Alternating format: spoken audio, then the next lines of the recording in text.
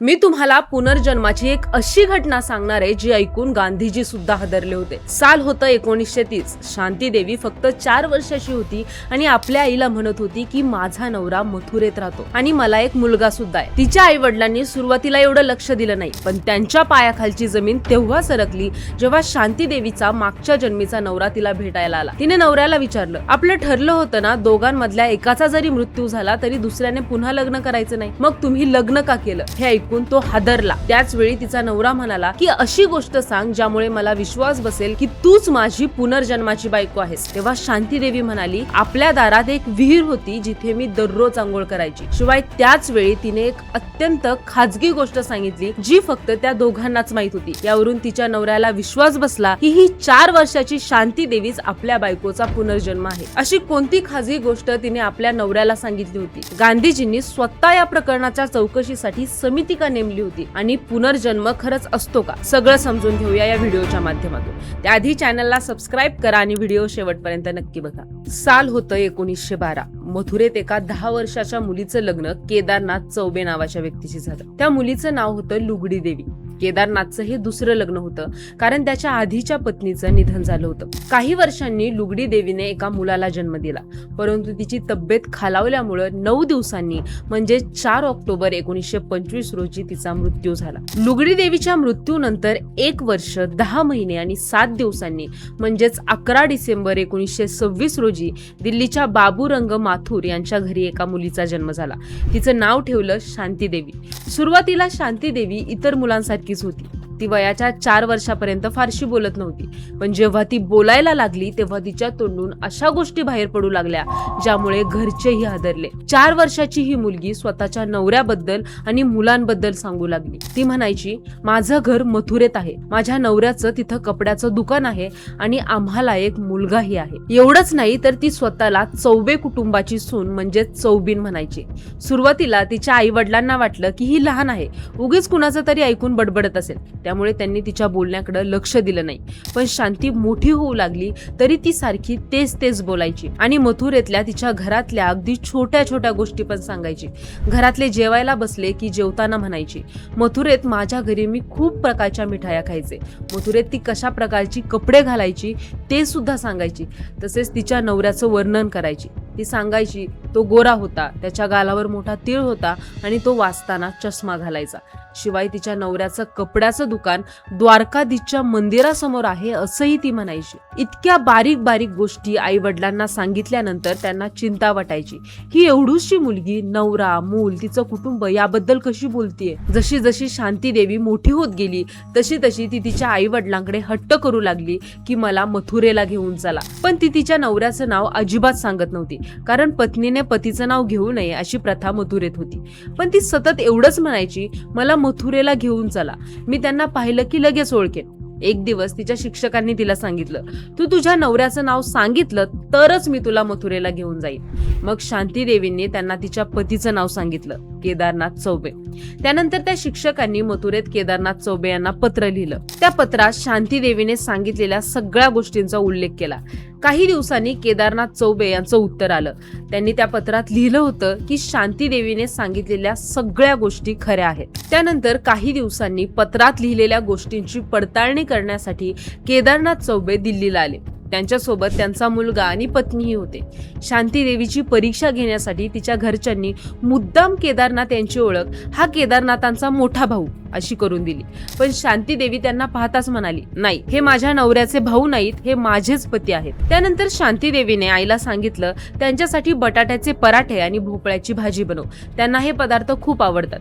हे ऐकून केदारनाथ आश्चर्यचकित झाले, कारण ते खरंच त्यांच्या आवडीचे पदार्थ होते. त्यानंतर केदारनाथ शांती देवीला म्हणाले की असं काहीतरी त्यांच्या मृत पावलेल्या पत्नीबद्दल म्हणजे लुगडीबाई बद्दल सांग, जेणेकरून आम्हाला विश्वास बसेल की तू लुगडीबाईच आहेस. तर ती म्हणाली, आपल्या घराच्या अंगणात एक विहीर आहे जिथे मी दररोज आंघोळ करायची. आता केदारनाथांना तिच्यावर अजूनच विश्वास बसायला लागला होता. त्यानंतर शांती देवीची भेट त्या मुलाशी झाली ज्याला ती आपला मुलगा मानत होती. त्याला पाहता शांती देवी खूप भावुक झाली. तिने त्याला मिठी मारली आणि त्याला आपली सगळी खेळणी दिली. विचार करा, आई 8 वर्षाची आणि मुलगा 12 वर्षाचा आणि दोघं माय लेकरू एकमेकांना मिठी मारतात. विचित्र वाटतंय ना? तिथे बघणाऱ्या सगळ्यांनाही तसंच वाटत होतं की हे काय चाललंय. शिवाय शांती देवीने केदारनाथांना विचारलं, तुम्ही दुसरं लग्न का केलं? आपण ठरवलं होतं ना की आपल्यापैकी कुणीही गेलं तरी आपण दुसरं लग्न करायचं नाही. यावर केदारनाथ काहीच बोलू शकले नाहीत, कारण त्यांच्याकडे उत्तरच नव्हतं. काही दिवस केदारनाथ दिल्लीतच होते. तेव्हा एकदा एका रात्री शांती देवीला बाजूला घेऊन केदारनाथांनी तिला काही प्रश्न विचारले होते, ज्या अगदी खाजगी गोष्टी होत्या आणि त्या फक्त त्यांना आणि त्यांची आधीची पत्नी लुगडी देवीलाच माहित होत्या. आणि आश्चर्याची गोष्ट म्हणजे त्याची उत्तरं शांती देवीने अगदी बरोबर दिली. हे बघून केदारनाथांना आता विश्वासच बसला की ही लुगडी देवीच आहे. हे प्रश्न काय होते हे मी तुम्हाला थोड्या वेळात सांगेनच. पण आता केदारनाथांची मथुरेला जायची वेळ झाली होती. शांती देवीलाही मथुरेला त्यांच्यासोबत जायचं होतं, पण तिच्या आई वडिलांनी त्यासाठी परवानगी दिली नाही आणि केदारनाथ आपल्या पत्नीला आणि मुलाला घेऊन परत मथुरेला गेले. त्यानंतर शांती देवीच्या पुनर्जन्माची बातमी देशभरात सगळीकडे पसरू लागली. प्रसार माध्यम, संशोधक या प्रकरणाचा अभ्यास करू लागले आणि ही बातमी महात्मा गांधींपर्यंत सुद्धा पोहोचली. त्यांनी शांती देवीला भेटण्यासाठी बोलवलं, तिच्याशी चर्चा केली आणि या प्रकरणाची सखोल चौकशी करण्यासाठी 15 जणांची एक समिती नेमली. शेवटी शांती देवीच्या आई वडिलांनी तिला या समितीबरोबर मथुरेला जाण्याची परवानगी दिली. मथुरेला जाणाऱ्या ट्रेनमध्ये असताना शांती देवी खूप आनंदी होती, कारण आता ती तिच्या घरी निघाली होती. स्टेशनवर उतरल्यावर एक म्हातारा माणूस शांती देवी समोर आला. तेव्हा ती गडबड करत पटकन पुढे गेली आणि त्या माणसाच्या पाया पडली. आणि विशेष म्हणजे त्या माणसाला शांती देवीने याआधी कधीच पाहिलं नव्हतं, कारण साहजिकच आहे ती मथुरेला पहिल्यांदाच आली होती आणि ती म्हणत होती की हे माझ्या नवऱ्याचे मोठे भाऊ आहेत. समितीतले सगळे लोक हे बघून आश्चर्यचकित झाले आणि समितीतल्या लोकांनी जेव्हा चौकशी केली तेव्हा त्यांना समजलं की ते खरंच केदारनाथ चौबे यांचे मोठे भाऊ होते. त्यानंतर शांती देवी मथुरेतली काही ठिकाणं ओळखते का हे बघण्यासाठी समितीच्या लोकांनी तिला मथुरेत फिरवलं. त्यानंतर समितीचे लोक शांती देवीला घेऊन केदारनाथ चौबे यांच्या घरी गेले. घराजवळ पोहोचताच शांती देवी अगदी उत्साहात घरात शिरली आणि सरळ एका खोलीत गेली आणि म्हणाली, ही माझी खोली. त्यानंतर तिने घरातल्या काही वस्तूही ओळखून दाखवल्या. आता शांती देवीची अजून परीक्षा घेण्यासाठी समितीच्या लोकांनी तिला काही प्रश्न विचारले.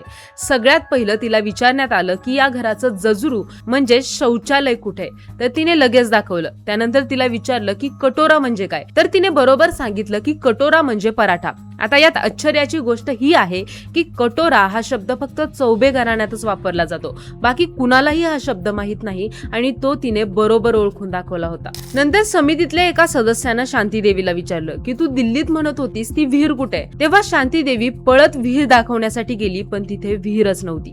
पण विहीर इथेच आहे ही गोष्ट ती सारखी सारखी सांगत होती.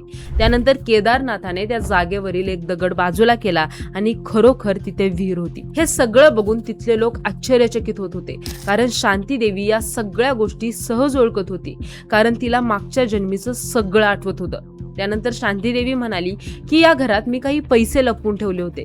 तिने ते कुठे ठेवले होते ती जागाही दाखवली, पण तिथे पैसेच नव्हते. तेव्हा केदारनाथ म्हणाले की लुगडी देवीच्या मृत्यूनंतर मी ते पैसे तिथून काढून घेतले होते. त्यानंतर समितीचे लोक शांती देवीला तिच्या आई वडिलांच्या घरी घेऊन गेले. घरात गेल्यानंतर सुरुवातीला शांती देवीने तिच्या आत्यालाच आई समजलं, पण लगेच तिला कळालं की आपलं चुकतंय आणि ती तिच्या आईकडे गेली आणि तिच्या मांडीवर जाऊन बसली आणि दोघीही एकमेकींना बघून खूप रडू लागल्या आणि तिने तिच्या वडिलांनाही ओळखलं. हे सगळं बघून समितीच्या सदस्यांना विश्वास बसला होता की ही लुगडी देवीच शांती देवी आहे. आता त्या प्रश्नाकडे येऊया, जो प्रश्न केदारनाथ चौबे यांनी त्या रात्री शांती देवीला विचारला होता, ज्यावरून त्यांना खात्री पटली की हीच आपली लुगडी देवी आहे. केदारनाथ यांनी विचारलं होतं की आपली पत्नी लुगडी देवीला सांधिवाताचा त्रास होता, तरी ती गर्भवती कशी राहिली होती? ही खूप खाजगी गोष्ट होती आणि जी फक्त त्या दोघांनाच माहित होती. तेव्हा शांती देवीने काय काय झालं होतं हे सगळं आहे असं केदारनाथांना सांगितलं. त्यामुळे केदारनाथांचा पूर्ण विश्वास बसला की शांती देवी हीच लुगडी देवी आहे. त्यानंतर शांती देवीच्या पुनर्जन्मावर अनेक संशोधकांनी संशोधन सुरूच ठेवलं. अनेक संशोधक, पत्रकार आणि परमाणुविज्ञानाचा अभ्यास करणारे अभ्यासक शांती देवींना भेटत राहिले. 1986 मध्ये प्रसिद्ध संशोधक इयान स्टीव्हन्सन आणि डॉक्टर के.एस. रावत यांनी शांती देवीची मुलाखत सुद्धा घेतली होती. शांती देवीने आपलं संपूर्ण आयुष्य दिल्लीतच घालवलं. त्यांनी लग्न केलं नाही, कारण त्यांचा असा समज होता की मागच्या जन्मात त्या आधीच विवाहित होत्या, त्यामुळे या जन्मी त्या स्वतःला विधवा मानत होत्या. त्यांनी त्यांचं संपूर्ण आयुष्य हिंदू धर्म आणि तत्वज्ञान शिकवण्यासाठी तसेच पुनर्जन्माचा प्रसार करण्यासाठी घालवलं आणि अखेर 27 डिसेंबर 1987 रोजी त्यांचं निधन झालं. तुम्हाला ही पुनर्जन्माची खरी गोष्ट कशी वाटली हे आम्हाला कमेंट बॉक्समध्ये नक्की सांगा. आणि व्हिडिओ जर आवडला असेल तर लाईक करा, शेअर करा आणि चॅनलला सबस्क्राईब करायला विसरू नका.